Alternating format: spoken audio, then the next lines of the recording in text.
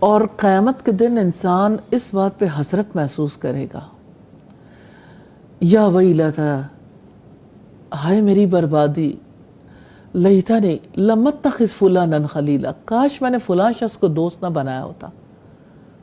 کیونکہ دوست انسان کو نیکی کے راستے پہ چلا بھی سکتے ہیں، روک بھی سکتے ہیں. دوستوں کا انتخاب یہ کوئی آسان بات نہیں ہے. ہمارے اسلاف دعا کرتے تھے لیلۃ القدر میں بھی، یا اللہ مجھے اچھا دوست نصیب کر دے. پہلی بات تو یہ ہے کہ ماں باپ کو بچے کی پیدائش کے ساتھ ہی دعائیں کرنی چاہیے کہ یا اللہ اسے صالح لوگوں کی صحبت نصیب کرنا اور اسے اچھا دوست اور اچھے ساتھی دینا. کیونکہ ماں باپ نے سدا تو ساتھ نہیں رہنا ہوتا، اور بچے کو زندگی گزارنی سکھانی. باقی تو ظاہر ہے بچے نے زندگی گزارنے کے لیے کبھی گھر میں بھی رہنا ہے، گھر والوں کے درمیان، کبھی دوستوں کے درمیان، کبھی ورک پلیس پہ. تو ظاہر ہے ہر انسان کی زندگی میں پھر تو آگے آگے کی منازل ہے. تو دوستوں کے انتخاب کے لیے طریقہ کار وہی ہونا چاہیے جو اللہ سبحانہ تعالیٰ نے سکھایا ہے. حضرت یحییٰ کی مثال بڑی عمدہ مثال ہے. بچے جب انہیں کہتے تھے کہ آؤ کھیلیں، ہم تھوڑا انجوائے کرتے ہیں، انٹرٹینمنٹ کے کام کرتے ہیں، تو حضرت یحییٰ بہت کم سن تھے. اس کے باوجود وہ کہتے تھے کہ ہم کھیلنے کے لیے پیدا نہیں کیے گئے. ابھی تھوڑی دیر پہلے بھی کھیل کی بات ہو رہی تھی کہ ہم کھیلنے کے لیے پیدا نہیں کیے گئے.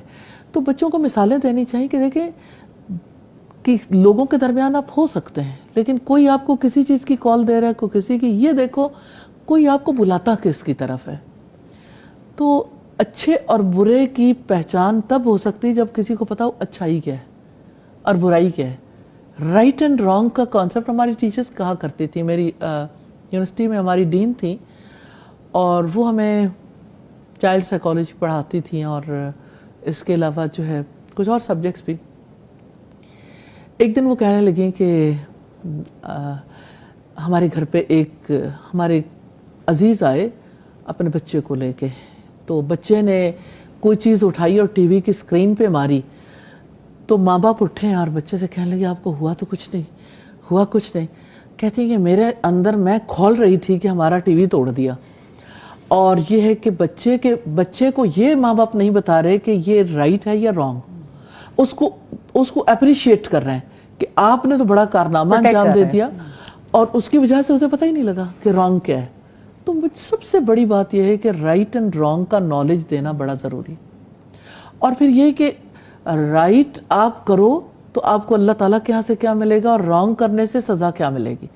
اور یہ کہ آپ جب یعنی نیک عمل کرنے والوں رائٹ اچھا عمل کرنے والوں کے ساتھ رہتے ہو تو آپ کا دل بھی اچھائی کی طرف لگتا ہے، اور برے عمل کرنے والوں کے ساتھ رہتے ہو تو آپ کا دل بھی برائی کی طرف لگتا ہے.